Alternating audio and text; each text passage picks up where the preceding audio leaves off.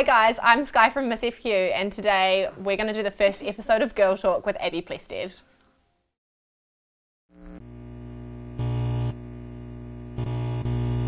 So you just got back from Bali with your family. How was it? Bali is amazing. It is so beautiful, and where we stayed, they say it's like the Bondi of Bali. So there's surfers, there's like amazing healthy food, there's awesome shops. It's just so relaxing even with kids, so it was nice. Cool. Oh, nice. It's all good. Okay. And how was it travelling with your little family? I'm so sorry. That's It's fine, don't Okay, worry he about will go lie in the sun.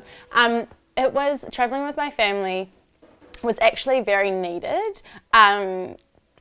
You can be obviously in our day-to-day life, and Dan's working and I'm doing whatever I'm doing, and the kids are going to kindy or they're here, and it's actually, there's not many times where it's just us and have no plans and no agenda. It's my dog. That's my dog.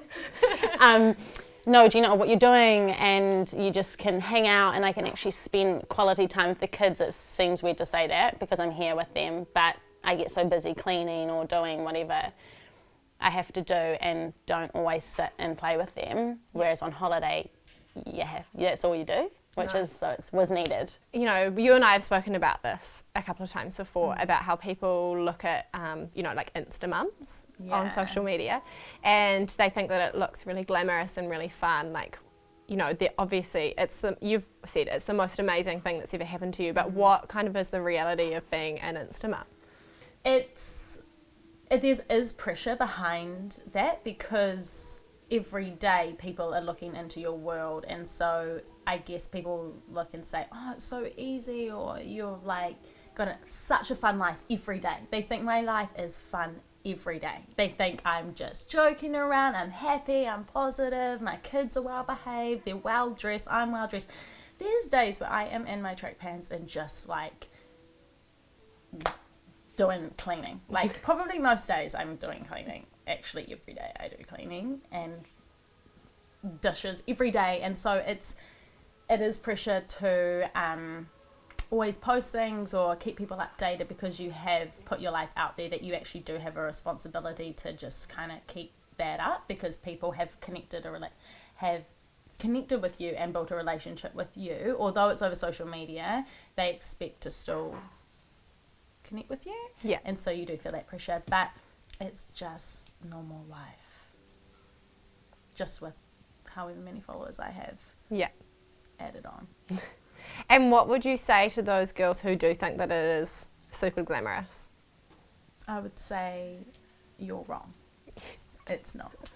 You're wrong, and if you go your life thinking that other people's lives are more glamorous than yours, or something that you want what you don't have, you're always going to be disappointed every time, and you're just going to be searching for this life that's not real, and you're just going to be unhappy. You had Houston when you were 19, or did you have him when you were 20? I was pregnant at 19, had him like literally just after my 20th birthday. Wow. Oh, maybe 21st birthday. Oh my gosh, I don't know. No, 20. Yeah, 20. Totally 20. I wasn't 21. I had a 1-year-old at my 21st. Yeah. Okay. Yeah. Yeah. And what do you think the benefits are of being a young mum? What do you love about it? Oh, you're so full of energy when you're playing with them.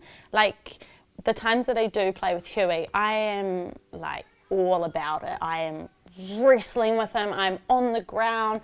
I have energy to keep going and keep going and keep going. So when you're waking up in the nights, you can just keep going because you are young, and that is definitely a benefit, is your energy. Yeah.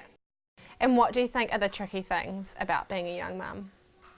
One of the biggest things that I struggle with being a young mum is like none of your friends have kids. You're literally the one that has kids, and so the kid, and then you try to connect with other people who have kids, but they're like way older than you, like by years and years, like over 10 years older than you. And so you can't just be someone's friend just because they've got a kid. You've got to have a deeper connection with that and relate to things in life, and they were just too much older than me. So I literally did most of my parenting with Huey by myself. I didn't have any coffee group. I didn't have any girls I'd catch up with. It's only now recently that I've found that with my second. Yeah. And what is it like for you being friends with other girls who are influencers? Do you have friends outside of social media as well? I think, that's one of the biggest things is I'm not going to be friends with somebody just because they've got a following or just because they're invited to the same events as me. Like, of course they're my friends, I'm going to be friendly with them, but I have real long-term friendships that I know I can call on those girls if I need to. And I know if something's wrong in my world, I can call them over and they'll be here.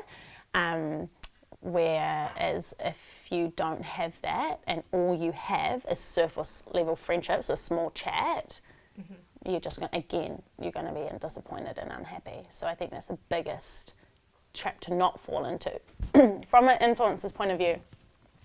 And even if you're not an influencer, to have real friendships. And how do you take time out of social media and kind of like be present in your life and not let that kind of take over? I just know I have to do that, because if I don't do that stuff, it will control me. So I make a massive effort at night when I'm hanging out with Dan or whatever. Like, we may have some stories up, but ultimately we're hanging out and on the couch and we're watching TV, or I'm going to the gym, and I don't need a Snapchat Snapchat or Instagram, whatever, that I'm at the gym. Yeah. I don't need a Snapchat everywhere I am. So I go to the gym every night, but I can guarantee you probably don't see that on my Instagram that I'm at the gym every night. And so things like that I'm like, I actually have control over. I don't actually have to tell people that I'm here, or let them know that I'm wearing Nike, or let them know that I've got Lululemon pants on and like I just had a massive cardio switch sesh. Like, I just can have that freedom of not having people know. Yeah. And so I keep a lot of that. So people think they know, like, I put my life out there heaps, and I do, but there's also a lot of stuff in my world that I do that they don't know. Yeah. And you've recently, really focused on your blog, which I am loving, by the way. But it's so brave of you to put, such honesty into your posts, especially the ones about your biological dad. How is that for you, and how has the reception been to those posts? The reason why I've put those things on my blog is because I want people to know that I am the same person outside of social media as I am on social media, and so by doing that I want to be real with everything that I put forward. And that means, because it's the type of person I am, I'm like super into chats like that, like super into like making your life better. Like, me and Daniel, I know I keep saying Daniel, God, he's like the star of the show. But he's the best example. We have chats constantly about how we can better things and how we can better friendships and how we can better doing things. And because I honestly think that we have to have the best life possible, because you never know what's going to happen. And I've had things in my world, as you would read about, that have like taught me that life is flippin' crazy. So because that's the type of person I am, I need to share that. And if I wasn't sharing that stuff, I feel like I'd be fake. Right. And how have readers responded to that? Really positively? Yeah, they love it. Like, they feel super encouraged, and I feel like sometimes they feel like they can talk to me more than they can talk to their friends, because you are I'm a safe place. Yeah. And they don't actually really know me. I'm not in their world, and so I can like totally connect with them. Yeah. Yeah. And do you think your authenticity is the key to your success on social media? Totally. Because people see fake. Yeah. They see through it, and truth wins every time. And you can pretend you're this person and pretend you're an encouraging person, or pretend you're this or that or rah rah rah. But if you're not actually that person, and if you're not actually talented, and if you're not actually gifted in that area, and you're just trying to be someone you're not, it will not keep up. Like, you will not be able to keep that up and people will start getting over it and seeing through it. So the best key to success is seriously being yourself. Okay, so this one's for Daniel, because he literally DM'd me last night and said, when's Dressed by Dad getting a shout out? So not surprised. I'm so not surprised. And he's going to be so angry that you gave that little this secret one's away. for you, Daniel. So how has it been for you since Daniel has started at Dressed by Dad? Has he understood your relationship with Instagram better, do you think? Totally. I still remember the times I'm like, babe, can you take a photo of me? And he'd be like, okay, just really quick. So I'm like, at the very start, the energy is bad. Like, I'm going to get a crap photo because you're now just like put it as a negative thing. So now I'm like, oh, now I have to rush. Like, so I'm like standing there, like trying to get, and he's like, just gonna. I'm like, you're not even looking. You're not even trying to have a good angle. You're not even trying to like make me look good, like at all. Like, and then I'm like, that is a bad photo. And he's like, you're the one in front of the photo. So we'd have like these big like rivals every time. So I'd just stop asking him because I would just be like, look, it's just gonna start an argument. And so it's sucky because it was something that I loved, although sure as a photo, but it's something that was creative and I loved, and he didn't quite grasp that well, he did get it, but he's still a boy and he just like, ugh. And then he actually got better and better as we went along, and then he started Dressed by Dad, and now he asked me to take photos for him, and it's just like, now it's an awesome team thing because it's seriously, he gets that it actually, I think in all of it, he gets that it takes effort. Yeah. And it actually is hard work, and it actually takes like creative energy and all of those things for a photo. It's not just taking a photo and putting it up and, oh, you take 100 photos a day. It's actually like ideas are behind it and time. So he's grasped that part, which is really special because now he encourages me more than ever, and he loves the photos that I put up, and he's like, he just knows the energy that's gone behind that, and so it's just really good for us. Nice. Yeah. And does he understand that for you, you know, as like a stay-at-home mum, that it's actually kind of like turning into a bit of a job, would you say, for you as well? Does he understand that side of it too? He understands that more than me. Right. So he goes to me like, if I'm like, oh, I just don't feel like doing this or putting this up or and he's like, babe, this is something you're amazing at, and people need to hear from you because of like the messages that I get saying I encourage people. Not that there's days I don't want to do it, but he always reminds me, he always brings me back to why I'm doing it and when like I get caught, because I feel like in the whole influencer thing, there is so much fakeness. Like there is so much materialistic, and I'm sorry, but there is so much of that. Like we get like how many deliveries a day? Like people don't even know if people like stuff anymore and all of those things, and I just don't want to lose why I started, is to encourage people and to be real and to share my gorgeous family because I love them. So he reminds me of that every time that I get like disappointed because it's all about other stuff. He just kind of like brings it back to realness. So he actually gets it more than me sometimes, why it's important to keep going, that it's a job. Ugh. That's cool. He's awesome, yeah. And you recently did a magazine interview talking about your home, and something you said was taken wildly out of context. You were on Daily Mail, you're on the Today Show, you were everywhere. How... And now you're with me, do you feel good? Yeah. How did you cope with that so well? Because it did seem like you coped with it incredibly well when really people... the media had taken things out of context and people were judging you and they didn't even know you. Oh yeah, oh my God, that was like crazy. I actually don't understand how such a small little part of a comment got so blown out of the water. So I dealt with it. I think I was surprised at myself how well I dealt with it, because I preached to everybody about knowing your truth and knowing who you are and not finding your worth in social media and all of those things. But I was actually proud of myself that I actually was walking in that too, and I actually knew my truth and I knew who I was and what I meant, and I know that I don't find my worth in what those what today's show or magazines were saying about me, or people, comments for that at that point. So I just kept walking, and I was like, I know that I'm an awesome mum. You can say that I have got it wrong and I'm immature and young and whatever they said, worst mum of the year or something like that, or of New Zealand, I don't know, baddest mum in New Zealand or something like that.